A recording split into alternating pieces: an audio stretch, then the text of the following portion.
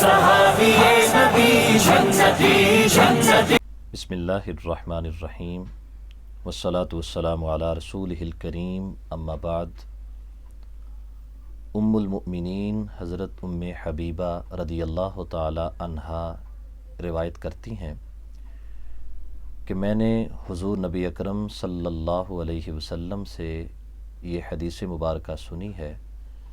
آقا کونین صلی اللہ علیہ وسلم ارشاد فرماتے ہیں، جو شخص دن اور رات میں 12 رکعتیں ادا کرتا ہے، رب ذوالجلال اس کے لیے جنت میں ایک محل تیار کر دیتا ہے۔ ان 12 رکعتوں سے مراد سنت مؤکدہ ہیں۔ 4 رکعتیں نماز ظہر سے پہلے کی، 2 رکعتیں نماز ظہر ادا کرنے کے بعد کی، 2 رکعتیں نماز مغرب کے بعد، اسی طرح 2 رکعتیں نماز عشاء کے بعد، جبکہ 2 رکعتیں نماز فجر سے پہلے کی ہیں۔ حضرت ام حبیبہ رضی اللہ تعالی عنہا فرماتی ہیں کہ جب سے میں نے آقا کونین صلی اللہ علیہ وسلم سے اس حدیث کو سنا ہے، میں نے آج تک ان 12 رکعتوں کو ترک نہیں کیا۔ اس حدیث کے راوی حضرت انبسہ رحمۃ اللہ علیہ فرماتے ہیں کہ جب سے میں نے اس حدیث کو حضرت ام حبیبہ سے سنا ہے، آج تک میں نے بھی ان 12 رکعتوں کو ترک نہیں کیا۔ جناب انبسہ سے روایت کرنے والے حضرت عمر بن اویس فرماتے ہیں کہ جب سے میں نے اس حدیث کو سنا، میں نے بھی ان 12 رکعت نماز سنت کو ترک نہیں کیا۔ اور عمر بن اویس سے روایت کرنے والے حضرت نعمان بن سالم جو امام مسلم کے استاذ محترم ہیں، وہ فرماتے ہیں کہ جب سے میں نے اس حدیث کو سنا ہے، میں نے بھی ان سنتوں کو ترک نہیں کیا۔ احباب ذی وقار، یہ اوائل اسلام کے ہمارے اسلاف کا انداز ہے کہ سید عالم صلی اللہ علیہ وسلم کی زوجہ محترمہ حضرت ام حبیبہ نے اس حدیث کو بیان کیا، اور امام مسلم کے استاذ محترم تک کے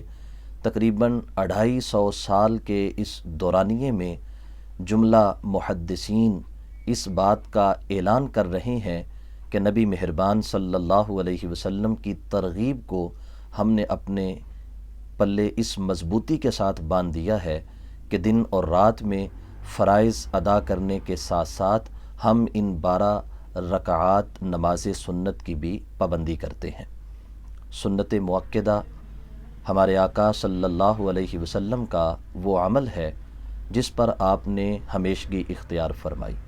یا جس عمل کو ہمیشہ اختیار کرنے کی آپ نے تلقین فرمائی ہے، اور سنت مؤکدہ کو بلا عذر ترک کرنا یہ گناہ کا باعث ہے، اور جان بوجھ کر سنت مؤکدہ کو چھوڑ دینے والا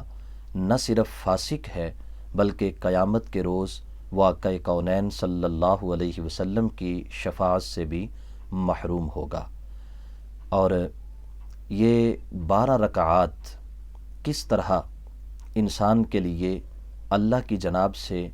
فضل و کرم کا باعث بنتی ہیں،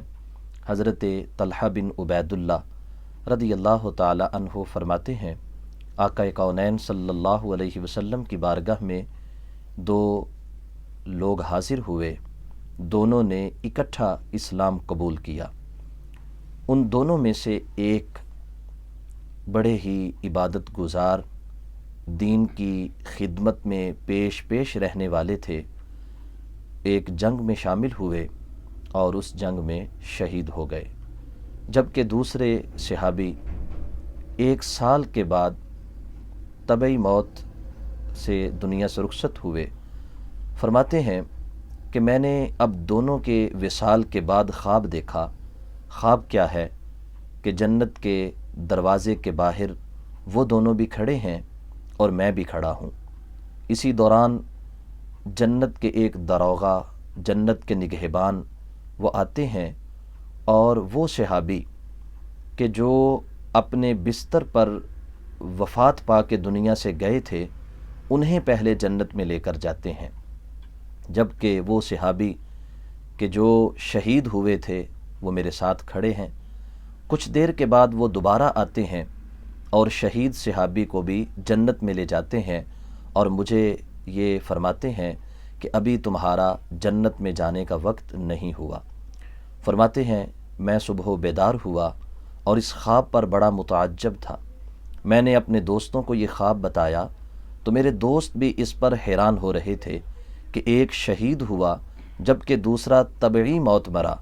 ایک راہ خدا میں جان دیتا ہے اور دوسرا اپنے بستر مرگ پہ فوت ہوتا ہے، لیکن جو اپنے بستر پہ وفات پانے والا ہے وہ شہید ہونے والے سے پہلے جنت میں جا چکا ہے۔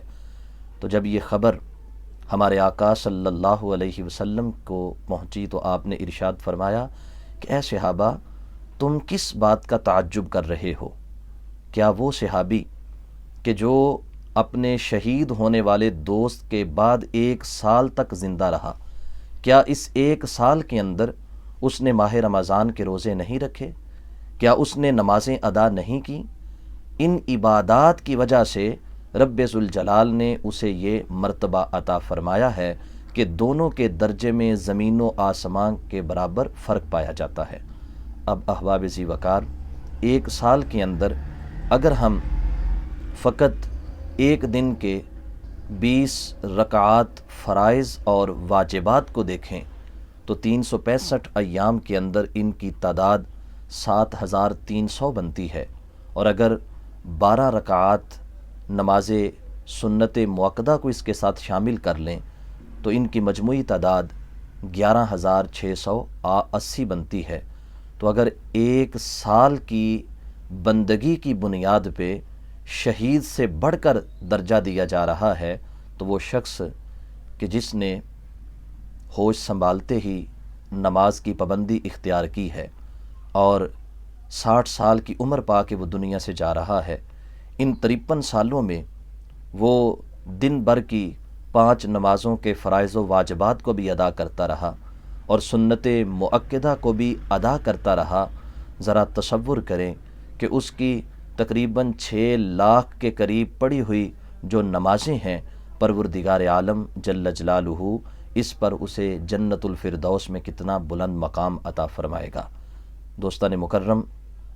پھر نبی اکرم صلی اللہ علیہ وسلم کی سنت مؤکدہ کو ترک کرنا، اس کے متعلق حضرت امام غزالی فرماتے ہیں کہ 2 اسباب ہوتے ہیں کہ لوگ سنت مؤکدہ کو بلا عذر ترک کر دیں۔ یعنی عذر میں یہ ہے کہ نماز کا وقت بہت کم ہے، اگر سنت پڑھیں گے تو فرض کا وقت نکل جائے گا، تو ایسی صورت میں سنت مؤکدہ کو چھوڑ کر فرائض پڑھے جائیں گے۔ یا کوئی اس قدر بیمار ہے کہ بدن نحیف اور کمزور ہو چکا ہے کہ نماز ادا کرنے کی طاقت نہیں رکھتا، تو ایسی صورت میں پھر وہ فرائض کو ادا کر لے۔ یا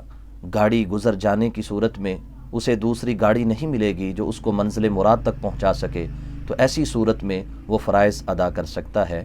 لیکن بلا عذر سنت مؤکدہ کو ترک کرنا،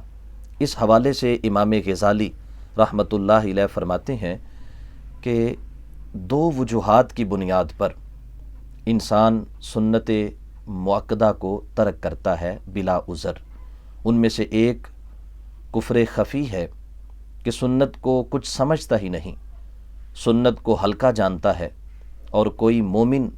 نبی علیہ الصلاۃ والسلام کے عمل کو ہلکا نہیں سمجھ سکتا، تو اس کے دل کے اندر پوشیدہ کفر ہے کہ جس کا اظہار وہ اپنی زبان سے نہیں کر سکتا، لوگوں سے ڈرتا ہے، تو معاشرے کے ڈر سے وہ علل اعلان تو اپنے کفر کا اظہار نہیں کرتا، لیکن نبی علیہ الصلاۃ والسلام کی سنت کو ترک کر دیتا ہے، آپ کے طریقے کو چھوڑ دیتا ہے، اور اس طریقے کو چھوڑنے کا سوائے اس کے اور کوئی سبب نہیں کہ اس کے دل کے اندر کفر پوشیدہ ہے۔ اور دوسرے نمبر پہ حماقت ہوتی ہے، غفلت اور سستی ہوتی ہے، یعنی ایک مومن ہو کر اپنے آپ کو حماقت میں ڈال لے اور اپنے آپ کو سستی اور غفلت کا شکار کر لے اور سستی اور غفلت اسے دین کے بہت بڑے حصے سے محروم کر دے، اس کی یہ غفلت اس کو ابدی سعادت سے محروم کر دے۔ اس واسطے آئیے حضرت ام حبیبہ رضی اللہ تعالی عنہا سے لے کر حضرت امام مسلم کے استاذ محترم جناب نعمان بن سالم تک تمام جلیل القدر صحابہ، تابعین، تبع تابعین اور محدثین یہ فرماتے ہیں کہ جب سے ہم نے اپنے محبوب کی یہ حدیث سنی ہے، ہم نے ان سنتوں کو ترک نہیں کیا۔ آئیں ہم بھی ان سنتوں کے پابند بن کر دونوں جہاں کی خوش نصیبی کو سمیٹیں، اور دونوں جہاں کی خوش نصیبی میں یہ ہے کہ انشاءاللہ ان سنتوں کو اپنی عبادت کا معمول بنانے کی وجہ سے کل قیامت کے روز آقا کونین صلی اللہ علیہ وسلم کی شفاعت بھی نصیب ہوگی اور جنت الفردوس میں آپ کی رفاقت بھی نصیب ہوگی۔ دعا ہے خالق و مالک جل وعلا ہم سب کو حضور سید عالم صلی اللہ علیہ وسلم کی سنت مبارکہ کی پابندی کرنے کی توفیق عطا فرمائے۔ وآخر دعوانا ان الحمد للہ رب العالمین۔